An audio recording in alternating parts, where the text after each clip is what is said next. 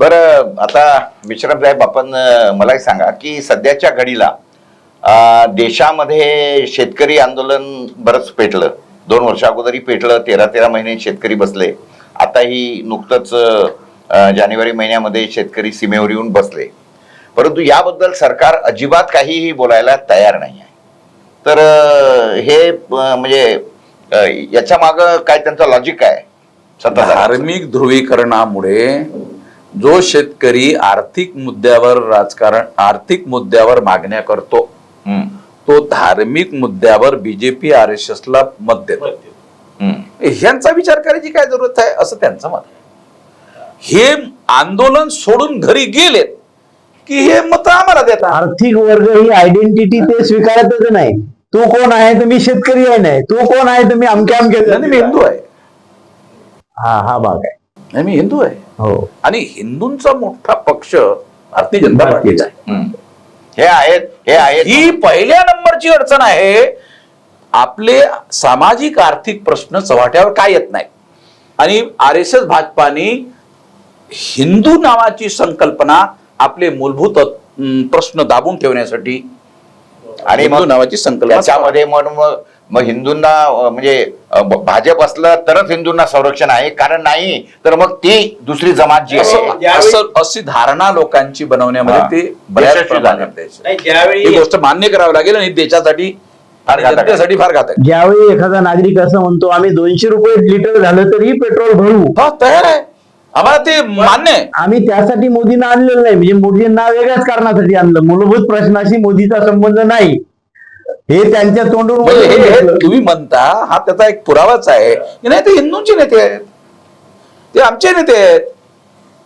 आम्हाला असं वाटतं आमचे प्रश्न सुटत की नाही सुटत, पण आमची सरकार आहे. काय सायकोलॉजिकल नीड आहे. काय वाटते माहिती का? नाही आमचे प्रश्न सुटत की नाही सुटत, सरकार आमची आहे. मुसलमानांचं सरकार नाहीये. ज्याला मुसलमानांचं सरकार येऊ शकत नाही भारतामध्ये, कधीच येऊ शकत नाही. परंतु भाजपाच्या लोकांनी आपल्या अशिक्षित आणि अर्धशिक्षित लोकांचं किंवा ओपिनियन बनवण्यामध्ये जीवन नाही, मुसलमानांचं सरकार आहे ना. कसं हे तुष्टीकरण करते काँग्रेसचे लोक. काँग्रेसचं सरकार म्हणजेच मुसलमानांचं सरकार, असं एक नवीन समीकरण भारतामध्ये लोकांच्या मनात रुजवलं त्यांनी. शिक्षण, रोजगार आणि आरोग्य यांच्या वरती अस्मिता नेऊन ठेवणे हेच त्यांचं यश आहे. हे मोठं यश. आणि यामुळे आपले प्रश्न तीव्र होत आहेत. शेतकऱ्यांच्या प्रश्नांना ढुंकून बघायला तयार नाही. आता आपला काय ते काय म्हणतात, शेतकऱ्यांनी तिथं आंदोलन दिल्लीला या, दिल्लीला बसा, आमचं काही ऑब्जेक्शन. दिल्लीला येऊ देत नाही, ते रस्ते खोदून सर्व करून येतात रामलीला मैदानावर, तर तिथं संडासचं पाणी सोडून देतात. म्हणजे सर्व अडथळे. लोकशाही नावाचा जो काही, लोकशाहीमध्ये तुमचे अधिकार, सर्वांचे अधिकार, समान अधिकार आणि समान संधी नाकारण्याचा प्रकार होत आहे. निवडणूक आचारसंहिता घोषित झाल्यानंतर तुम्ही पार्टीच्या अकाउंटला सीज करायचं काम करताय. अरे म्हणजे तुमच्याजवळ 10 हजार करोड रुपये तुमच्या अकाउंटमध्ये आणि तुम्ही विरोधी पक्षाचे अकाउंट सीज करून टाकताय. म्हणजे तुम्ही समान पातळीवर निवडणुका लढवण्यासाठी विरोधी पक्ष अस्तित्वातच राहू नये आणि अस्तित्वात ठेवायचं. आणि मग आम्हीच निवडणुका जिंकल्या, जनतेचा पाठिंबा आम्हालाच आहे असं पुन्हा शो करणार. हे काही म्हणजे ह्या सगळ्या स्ट्रॅटेजी मला असं वाटतं की त्यांना जी भीती आहे त्या भीतीमधून निर्माण झालेल्या गोष्टी आहेत. म्हणजे विरोधी पक्ष जिंकू शकत नाहीत या भय आणि अविश्वासामधून या सर्व गोष्टी ते केल्या जात आहेत. ह्याला मी पुरावा म्हणून तुमच्यासमोर मांडत आहे. आपली रणनीती काय असणार आहे माझी? बघा, मी एक राष्ट्रीय स्तरावरचं संघटन बनवत आहे आणि माझं असं मत आहे, मी आपल्या ह्या इंडिया गठबंधनचे जे प्रमुख करता धरता आहेत पवार साहेब, त्यांच्याशी आमच्या 22 पासून भेटीगाठी होत राहतात किंवा होत आहेत. काल परवा सुद्धा त्यांची गाठभेट झाली. तेव्हा काल परवा ते असं म्हटले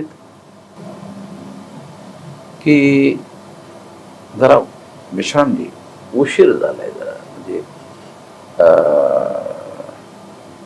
गठबंधनसाठी जागा वाटपासाठी जरा उशीर झालाय, विधानसभेमध्ये बघू. मग मी त्यांना म्हटलं की आपण 22 पासून भेटतो, त्यावेळी जास्त वेळ होता म्हणून कदाचित आपण बोललो नसेल. आता आपल्या जो वेळ नाही म्हणून आपण बोलत नाहीये. त्यामुळे हे राजकीय जे आहे, आखरी वेळ पर्यंत, निवडणुका घोषित होईपर्यंत जे करते लोक असतात ते आपली शक्ती वाढवण्यामध्ये, बीजेपीचे लोक कालपर्यंत त्यांचं चालूच आहे. आणि तुम्ही म्हणता नाही आता वेळ गेलेली आहे. म्हणजे बीजेपीचं हे आहे की ते 365 दिवस 24/7 ते निवडणुकीची तयारी करतात. नाही, पण एखादा सत्ताधारी पक्ष ज्यावेळी असा आणतो किंवा असा प्रौढी मिरवतो की आम्ही 24 तास 365 दिवस निवडणूक मोड मध्येच असतो, म्हणजे जनहितात नसतात ते का? निवडणूक मोड मध्ये म्हणजे काय? तसं दुसरा एक अर्थ आहे. त्यांनी काय आहे, त्यांच्याकडं जसं काँग्रेस आहे किंवा पक्ष आहे, वेगवेगळ्या प्रकारचे पक्ष आहेत. हा एक पक्ष निवडणुका लढवतो. बीजेपी एक पक्ष नाही आहे. बीजेपी RSS दोन मिळून लढतात. त्यांच्या शब्दात परिवार. हा, मग आणखी परिवार तर म्हणजे ते आणखी जास्त झालं. तेवढं ते त्यांच्या कितीतरी शाखा आहेत ना, परिवार म्हणजे खूप शाखा. मग कामगारांच्या असू द्या, कर्मचाऱ्यांचा असू द्या, लेबरच्या असू द्या, तमाम प्रकारच्या शाखा. मग म्हणायचं हिंदू महासभा, काँग्रेसचे लोक त्यांच्याजवळ एकच संघटन ते लढतात, पण हे मात्र अनेक संघटनांना एकत्रित करून लढतात. तेव्हा त्या संबंधामध्ये अपोजिशन पार्टीच्या लोकांनी फार मायक्रो स्ट्रॅटेजी प्लॅन केली पाहिजे. प्रत्येक कमजोऱ्या तुमच्या साईडला ज्या आहेत त्या कशा निवडणुकीच्या अगोदर दूर करता येतील ह्यासाठी काम केलं पाहिजे, यासाठी प्रयत्न केले पाहिजेत. नाही, आता वेळ निघून गेलेला नाही. वेळ निवडणुकीमध्ये गेलेलाच नसतो. मतदान होण्याच्या 3 दिवस पर्यंत वेळ चालू असतो आणि निवडणुकीचे लोक आखरी मतदान पडेपर्यंत त्यांचं गाव पातळीवर चालूच असते. शेवटच्या तासाला मतदार घेऊन येतात, ते चालूच असतं ते. त्यामुळे असं म्हणणं की आता वेळ नाही आहे, हे मला असं वाटते. मी तुम्हाला ते थोडीशी रणनीती समजावून सांगतो की असं पवार साहेबांचं का मत बनलं तर काँग्रेस आणि राष्ट्रवादीचे लोक जेव्हा निवडणुका एकत्रित येऊन लढत होते तेव्हा त्यांना आंबेडकरी चळवळीची जरूरत भासत होती. पण त्या आता शिवसेना तिसरा पक्ष आला आणि त्यांच्याजवळ 18% मतं आणि ह्यांच्याजवळ 6-7% मताचे आहे. अरे, तुमच्यापेक्षा 3 पट जास्त मताचा पक्ष आतमध्ये आल्यानंतर आंबेडकरी चळवळीच्या लोकांची जरूरच उडे. पण प्रकाश आंबेडकरांनी स्वतः पुढाकार घेऊन आतमध्ये घुसण्याचा प्रयत्न केला. या तिघांनी मिळून प्लॅनिंग बनवून त्यांना पद्धतशीर बाहेर काढलं, पण तो इलेक्टोरेट नाराज होणार नाही म्हणून स्टेटमेंट देत राहिले. ते प्रकारचे मोठे नेते आहेत. आता ते असं म्हणतात, नाही ते मोठे नेते आहेत, त्यांच्याबद्दल आमच्या मनामध्ये फार मोठा आदर आहे. ते मोठे नेते आहेत, त्यांच्याबद्दल आम्हाला फार मोठा आदर आहे. त्याला तुम्ही घेत नाही मोठे असून त्यांना तुम्ही बाहेर टाकण्याचा प्रयत्न करता. पण मोठे नेते आहेत आणि आदर पण आहे. पण परिस्थिती काय आहे, प्रकाश आंबेडकर या महाविकास आघाडीमध्ये घुसण्याचा त्यांनी मागच्या वेळेस त्यांनी वेगळंच काम केलंय. प्रकाश आंबेडकरनी यावेळेस स्वतःच पुढाकार घेऊन आतमध्ये घुसायचा प्रयत्न केला, तेव्हा ह्या लोकांनी त्यांना घुसूच दिलं नाही. त्यावेळेस त्यांनी नुकसान करण्याच्या रणनीतीवर काम केलं. यावेळेस फायदा पोहोचवणार असं म्हणून आतमध्ये घुसण्याचा प्रयत्न केला. आपल्याला असं वाटत नाही का की मागच्या वेळेला जे आंबेडकरांनी भूमिका घेतली त्यामुळे आंबेडकरांनी यांचा विश्वास गमावला किंवा त्यांच्यावर जशा पद्धतीने हे करायला पाहिजे होतं, असं महाविकास आघाडीच्या नेत्यांच्या व्यवहारावरून वाटतंय. हा, तसं ते बोलले नाही, त्यांच्या व्यवहारावरून तसं वाटतंय. नाही, आंबेडकरी विचाराचा जो वर्ग आहे ना तो अतिशय बुद्धिप्रामाण्यवादी, तर्कांनी विचार करणारा आणि परिणामांचा आधी अंदाज घेणारा वर्ग आहे.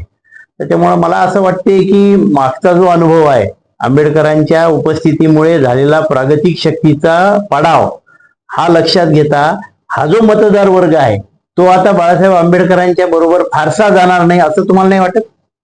नाही, त्यांचे काही चाहता वर्ग आहे, पण त्यांच्या व्यवहाराबद्दल लोक सतर्क झालेले आहेत. दोन गोष्टी आहेत. हा, पण त्यांचा अजूनही काही चाहता वर्ग आहे ना, बरोबर आहे. शिक्षित वर्गामध्ये तो नाही आहे. नाही आहे. Correct, correct. पण नातू म्हणून आहे. हम्म.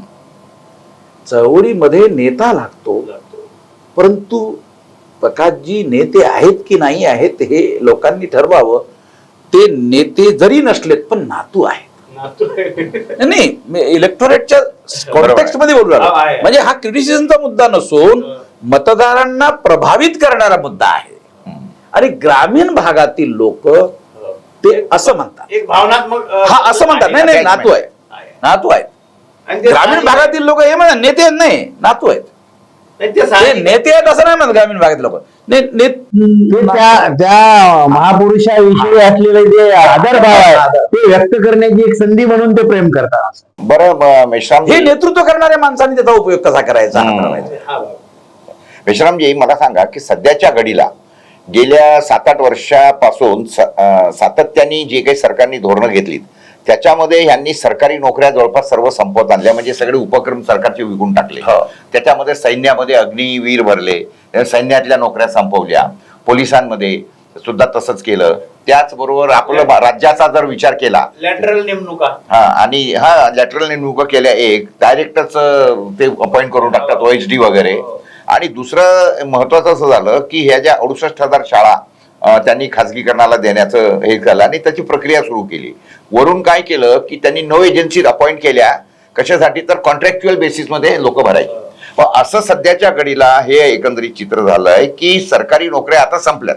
मग असं असताना पुन्हा आरक्षणासाठी जरांगे सारख्या माणसांनी उपोषण करणं, एवढं पूर्ण राड उठवून देणं, लाखो लोक याच्या अगोदरही 58 मोर्चे मराठ्यांनी काढले मुंबईपर्यंत. त्याच्यातला काही फायदा झाला, त्याचं मोठं शून्य मराठ्यांच्या हातात लागलं. आता पुन्हा हे मराठ्यांच्यासाठी म्हणून जरांगे उपोषणाला बसले. गेले 6 महिने 8 महिने झाले जवळपास महाराष्ट्रात एकच विषय आहे, सगळे महत्वाचे विषय बाजूला पडले आणि तोच एक विषय आणि हातात शून्य. आपल्याला असं वाटत नाही का की जरांगे हा या BJPने हातात घेतलेला मनुष्य आहे किंवा ही त्यांची खेळी असेल असं आपल्याला वाटतं का? मला थोडस असं वाटते की मराठा समाजामध्ये असंतोष आहे. असंतोष आहेच. एक गोष्ट मी फिरत राहतो तो मला पण तो जाणवतो. हे कारण त्यांना मूळ धंदा शेती. दुसरा मूलभूत मुद्दा, तो मूलभूत मुद्दा सांगतो. मराठा हा शब्द अर्वाचीन आहे, तो प्राचीन नाही. मराठा शब्दाचा सामाजिक लेवलवर वापर यशवंतरावांच्या आगमनानंतर राजकारणात सुरू झाला. बरोबर. म्हणजे तुम्ही पत्रकार असल्यामुळे तुमच्याजवळ तो जास्त डाटा आहे, परंतु माझा जो काही अभ्यास आहे तो त्यांना सुटेबल होता म्हणून त्यांनी त्या गोष्टीचा उपयोग खतपाणी घातलं त्याला मराठा शब्दाला. केलंय. परंतु मूलतः मराठा प्रचारामध्ये असणारा जो शब्द आहे तो आम्ही गावात राहणारे जे लोक आहेत ना ते कुणबिकी हा शब्द आहे. कुणबीच आहेत. विदर्भामध्ये मराठ्याबद्दल काही नाही. कुणबीच. कुणबिकी जो पश्चिम महाराष्ट्रामध्ये मराठा म्हटला जातो ना तो गावामध्ये शेती करतो म्हणजे कुणबिकी करतो. कुणबिकी करतो म्हणजे त्याचा जो काही वास्तविक व्यवसाय आहे तो कुणबिकी आहे. पण अपग्रेडेशनच्या एक प्रकारची लहर, एक प्रकारचं अभियान चालवण्यात आलं अपग्रेडेशनचं. त्यामधून मराठा हा शब्द पुढे आणण्यात आला, योजनाबद्ध पद्धतीने आणण्यात आला. कुणबी हा शब्द महाराष्ट्राच्या प्रत्येक गावात मिळत होता, पण मराठा वेगळा झाला आणि कुणबी वेगळा झाला. आणि आता तर असं आहे की कुणबी लोक म्हणतात नाही ते मराठे वेगळे आहेत आम्ही वेगळे आहोत. की जर पश्चिम महाराष्ट्राकडे मराठ्यांचं नेतृत्व आहे किंवा आपण थोडं असं बघा की जर सत्यशोधक चळवळीचं नेतृत्व हे मराठ्यांजवळ होतं, बरोबर आहे, म्हणजे मूलतः कुणब्यांजवळ होतं. जर प्रचारामध्ये मराठा शब्दाच्या ऐवजी कुणबी शब्द असता तर हे नेतृत्व महाराष्ट्रभर गेलं असतं की नाही? म्हणजे कुणब्याचं नेतृत्व महाराष्ट्रभर झालं असतं की नाही? परंतु आता आपण काय बघतो, कुणबी वेगळे, मराठी वेगळे. पश्चिम महाराष्ट्रानं संपूर्ण महाराष्ट्रातील कुणब्यांचं नेतृत्व करायला पाहिजे होतं. परंतु काय झालंय की याच्यामध्ये कुठेतरी ब्राह्मणी डाव दिसतो की पश्चिम महाराष्ट्रातील नेतृत्व करणाऱ्या कुणब्यांना मराठा बनवून संपूर्ण कुणब्यांपासून त्यांना वेगळे केले, कुणबी वेगळे आणि मराठा वेगळे. फोडा आणि झोडाची जुनी नीती होती. त्यातला काय हा भाग झालंय, असा. मग कुणब्यांना रिझर्वेशन मिळालं मंडलमध्ये, मराठ्यांना मिळालं नाही. मग लावा भांडणं, वेगळे करा. त्यांना बामणांच्या सांगण्यावरून मंडल कमिशनच्या ओबीसीच्या रिझर्वेशनच्या विरोधामध्ये कित्येक वर्ष वापरला आणि ते वापरले सुद्धा गेले. नंतर त्यांच्या लक्षात आलं, फार मोठी चूक झाली, एवढी मोठी चूक झाली, फार मोठी चूक झाली. मग ती चूक दुरुस्त करण्याच्या रणनीतीचा भाग म्हणून नाही, आम्हाला पण रिझर्वेशन द्या आणि ते कुणबी म्हणूनच द्या.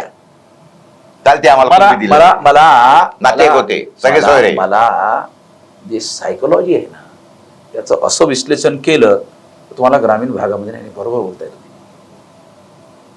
कारण आम्ही तेच करतोय. मला वाटते हाच धागा पंजाबराव देशमुखांनी पकडला होता. पंजाबराव देशमुख कधीच मराठा म्हणत नव्हते. पंजाबराव देशमुख जरी होते पण ते कुणबीच म्हणत होते. कुणबीच म्हणत. आणि त्या कुणबी म्हटल्यामुळे बाबासाहेबांनी त्यांचं फार चांगलं जमायचं. एक मुद्दा. दुसरा मुद्दा, ते देशमुख असून सुद्धा महाराष्ट्रामध्ये कुणब्यांना एकत्रित करण्यासाठी नवे देशाच्या संसदेमध्ये ओबीसीच्या साठी लढणारा पहिला व्यक्ती. ही गोष्ट आपल्याला म्हणजे समोर आणली पाहिजे. हे मंडल कमिशन वगैरे वगैरे अरे कुठं होतं ते, त्याच्या कितीतरी पूर्वी पंजाबरावांनी ही गोष्ट मांडली. त्यावरून लक्ष देतं त्यांच्या दूरदृष्टी. म्हणजे आणि शिक्षण संस्था, अरे मी माझं शिक्षण पंजाबरावांच्या शाळेत झालेलं आहे. पंजाबरावांनी जी एज्युकेशन संस्था सुरू केली ना, त्यांची शाखा दारव्यामध्ये आमच्या तालुक्यामध्ये होती. आम्ही तिथं शिकलोय आणि आमच्या त्या विभागामध्ये अमरावतीच्या विभागामध्ये ना सर्व ग्रामीण भागातील बहुजनांचे SC ST ओबीसीचे दोन मोठ्या पुरुषांमध्ये एक आहे सूत्र दिसते समान. म्हणजे बाबासाहेबांनी जो राजीनामा दिला तो ओबीसीच्या कल्याणासाठी दिला आणि त्याच वेळी त्याच मंत्रिमंडळात कृषी मंत्री असलेल्या पंजाबरावांनी सुद्धा हे ओबीसीचं सूत्र जे म्हणतो आपण ते पकडलं होतं. म्हणजे हे एक समानता आहे या दोन महापुरुषांमधली. कसं आहे की बहुतांश वेळेला बाबासाहेब आणि पंजाबराव मिळूनच काम करत होते आणि त्यांच्यामध्ये अंडरस्टँडिंग होती. आपसामध्ये सल्ला मसलत करत होते. दोन्ही बॅरिस्टर होते. जेव्हा जेव्हा पंजाबरावांना सत्ता असली आणि बाबासाहेबांजवळ असली तर ते जाऊन सांगते की हे करायला पाहिजे. आता मला असं वाटतं की खूप विस्तृत अशी मुलाखत झाली. जवळपास 1 तास या सगळ्या मुलाखती झाला आणि मला असं वाटतं की आपल्या मनामध्ये असलेले बरेचसे प्रश्न याची उत्तरं अतिशय मनमोकळेपणाने मेश्राम साहेबांनी दिली आहेत.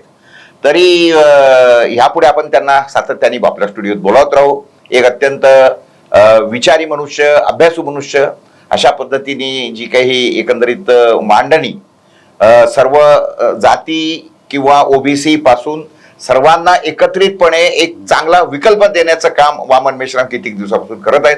मला आशा आहे की देशोन्नतीचे जे कोणी श्रोते आहेत, वाचक आहेत, निश्चितपणे आपण सातत्याने मेश्राम साहेबांना आपल्या स्टुडिओमध्ये बोलवत राहू आणि वेगवेगळ्या विषयांवर आपण त्यांची मुलाखत घेत राहू आणि नक्कीच भेटत राहू पुन्हा.